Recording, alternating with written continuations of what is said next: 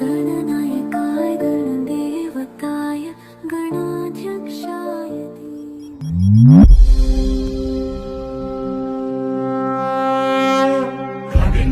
गणपतीन चरण डोळ्यांनी पाहिन रूप तुझे प्रेमे आलिंगन आनंद पूजित भावे वाळीन त्वमेव माताच पिता त्वमेव त्वमेव मनुष्य सखा त्वमेव त्वमेव विद्याधरं त्वमेव त्वमेव सर्वं मम देवदेव कायेन वाचा मनसेन्द्रियेण बुद्ध्यात्मना वा प्रकृतिस्वभावं करोमि यत्